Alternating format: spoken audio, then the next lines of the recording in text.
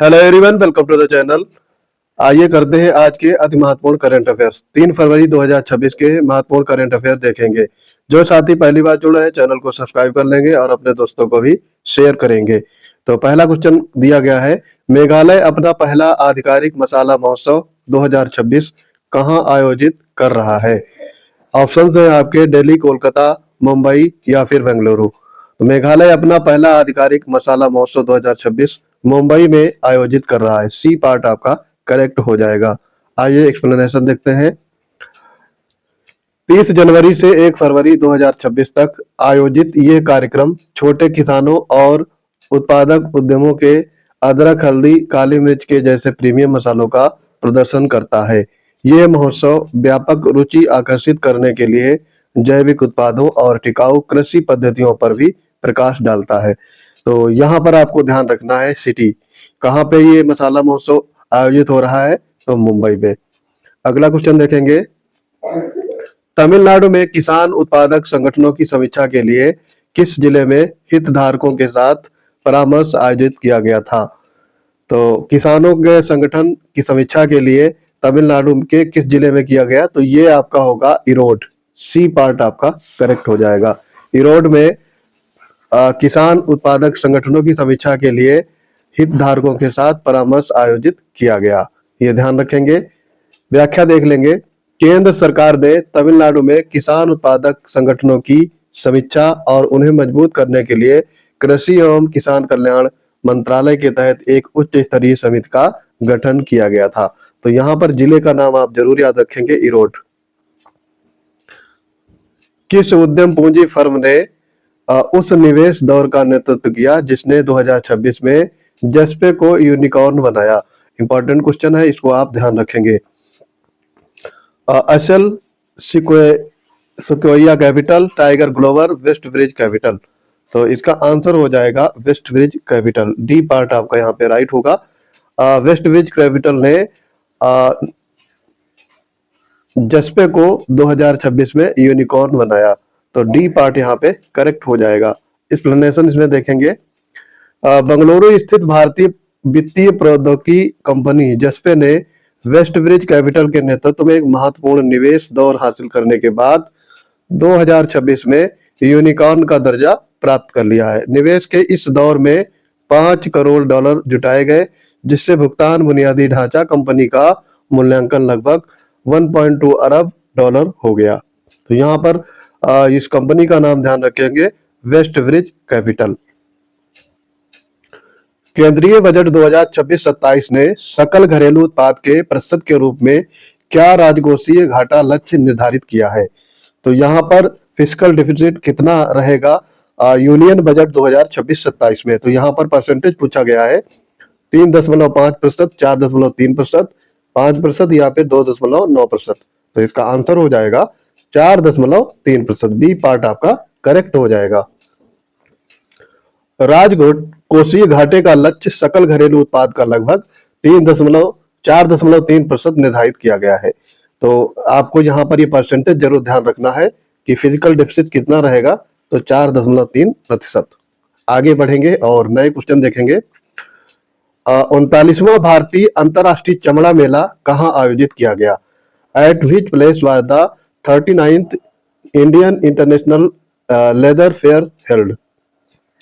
तो 39वां भारतीय अंतर्राष्ट्रीय चमड़ा मेला आपसे पूछा गया है। तो चमड़े का उत्पादन कहाँ पे होता है, उस हिसाब से भी इसको गेस किया जा सकता है। तो 39वां भारतीय अंतर्राष्ट्रीय चमड़ा मेला चेन्नई में आयोजित किया गया। सी पार्ट आपका करेक्ट हो जाएगा। व्याख्या है, यह 3 दिवसीय कार्यक्रम 1 फरवरी 2026 से शुरू हुआ।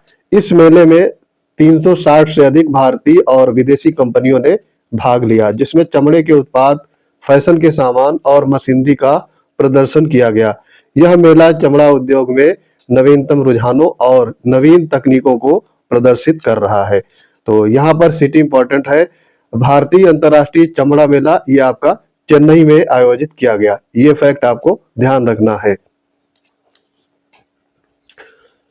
निम्न में से किसके द्वारा एनपीएस स्वास्थ्य पेंशन योजना लॉन्च की गई? By whom has the NPS health pension scheme been launch? Launched. तो यहाँ पर आपको उस कंपनी या उस ऑर्गेनाइजेशन का नाम बताना है जिसके द्वारा एनपीएस स्वास्थ्य पेंशन योजना लॉन्च की गई। Reserve Bank of India, Ministry of Finance, Pension Fund Regulatory and Development Authority, Niti Aayog. तो यहाँ पर आंसर हो जाएगा C part, Pension Fund Regulatory and Development Authority, यानी पीएफआरडीए द्वारा एनपीएस हेल्थ स्कीम को लॉन्च किया गया। तो ये इंपॉर्टेंट क्वेश्चन है, इसको ध्यान रखेंगे। व्याख्या देखते हैं। ये एक पायलट प्रोजेक्ट है जो एनपीएस के साथ साथ स्वास्थ्य बीमा का लाभ देने के लिए लाया गया है। सेवानिवृत्ति के बाद वित्तीय सुरक्षा के साथ साथ चिकित्सा व्यय के लिए सहायता प्रदान करना इसका मेन लक्ष्य है। अगला है, निम्नलिखित में से किस भारतीय संस्थान के द्वारा सौर चक्रों की भविष्यवाणी करने के लिए एक नया तरीका विकसित किया गया है? Which of the following Indian institutions has developed a new method to predict solar cycles? तो कौन सा ऐसा भारत का संस्थान है जिसने सौर चक्रों की भविष्यवाणी के लिए नया तरीका डेवलप किया है? तो इसका आंसर हो जाएगा आईआईटी कानपुर। बी पार्ट आपका करेक्ट हो गया। व्याख्या देखेंगे। आईआईटी कानपुर के शोधकर्ताओं ने सौर चक्रों की भविष्यवाणी के लिए नई विधि विकसित की है। सौर चक्र लगभग 11 वर्षों का होता है जिसमें सूर्य की चुंबकीय गतिविधि बदलती है और सूर्य पर धब्बों की संख्या बदलती रहती है। यह चक्र सूर्य के चुंबकीय क्षेत्र के उलटने से शुरू होता है और फिर दोबारा नए चक्र की शुरुआत होती है। तो यहाँ पर आपको इंस्टीट्यूशन यानी आईआईटी कानपुर का ध्यान रखना है, इसने सौर चक्रों का भविष्यवाणी की है। विश्व आर्द्र भूमि दिवस कब मनाया गया? When did celebrate world wetland day? 2 फरवरी, 3 फरवरी, 1 फरवरी या फिर 31 जनवरी? तो विश्व आर्द्र भूमि दिवस प्रत्येक वर्ष 2 फरवरी को मनाया जाता है। इसकी व्याख्या जरूर देखेंगे और थीम भी इसकी पूछी जाती है। हर साल 2 फरवरी को विश्व आर्द्र भूमि दिवस मनाया जाता है। सबसे पहले रामसर ईरान में वर्ष 1971 में हुए वेटलैंड्स कन्वेंशन की स्मृति में मनाया जाता। इस बार की थीम है वेटलैंड्स और पारंपरिक ज्ञान, सांस्कृतिक विरासत का जश्न। तो ये ध्यान जरूर रखेंगे, थीम पूछा जाता है वेटलैंड्स एंड पारंपरिक ज्ञान, सांस्कृतिक विरासत का जश्न। मुख्यमंत्री ग्रामोत्थान योजना किस राज्य में शुरू की गई है? मुख्यमंत्री ग्रामोत्थान योजना किस राज्य में शुरू की गई है? In which of the following state has the chief ministers ग्रामोत्थान योजना बीन लॉन्च्ड? राजस्थान, कोलकाता, गुजरात, हरियाणा। तो मुख्यमंत्री ग्रामोत्थान योजना गुजरात में शुरू की गई है। सी पार्ट आपका यहाँ पे राइट हो जाएगा। व्याख्या है इसकी। इस योजना को आनंद जिले के भद्रा से शुरू किया गया है। इसके मुख्य उद्देश्य ग्रामीण क्षेत्रों में सड़क, जल निकासी, सौर स्ट्रीट लाइट और डिजिटल सेवाओं जैसी आधुनिक शहरी सुविधाएं प्रदान करना है, जिससे ग्रामीण और शहरी विकास के बीच के अंतर को कम किया जा सके। तो ये शहरी और ग्रामीण के बीच में कोऑर्डिनेट करने के लिए, उनके बीच में डिफरेंस को कम करने के लिए लाई गई है और ये शुरुआत की गई है गुजरात में, मुख्यमंत्री ग्रामोत्थान योजना। अगला लास्ट क्वेश्चन देखेंगे। किस राज्य सरकार ने महिलाओं और छात्राओं को ई साइकिल वितरित कर Guinness Book of World Record बनाया है? Which of the following state has set a Guinness World Record by distributing e cycles to female students and womens? तो ये आपका राज्य हो जाएगा आंध्र प्रदेश। आंध्र प्रदेश ने महिलाओं और छात्रों को ई साइकिल वितरित कर Guinness Book of World Record बनाया है। व्याख्या इसकी। आंध्र प्रदेश सरकार ने महिलाओं और स्कूली छात्राओं को 24 घंटों में 5,555 ई साइकिल वितरित करके Guinness Book of World Record बनाया है। तो यहाँ पर ये आपका रिकॉर्ड भले ही ध्यान ना हो, लेकिन स्टेट आपको ध्यान रखना है। ये ऐसा कारनामा किसने किया है? आंध्र प्रदेश ने। तो आई होप ये आपको वीडियो पसंद आ रहे हैं।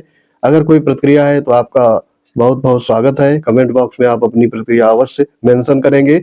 जो लोग हमारे पेड बैच से जुड़ना चाहते हैं, इलाहाबाद आरओ का पेड बैच इस समय एक्टिव है, तो आप फटाफट इनरोल कर लेंगे। मिनिमम फी में मैक्सिमम आउटपुट देखने को मिलेगा। इसके लिए आपको पीसीएस वंडर टेलीग्राम चैनल से जुड़ना होगा, वहां पर आपको इन सारे बैच की डिटेल उपलब्ध रहेगी। तो मिलते हैं अपने अगले इंपॉर्टेंट वीडियोज के साथ। तब तक के लिए पढ़ते रहिए। जय हिंद।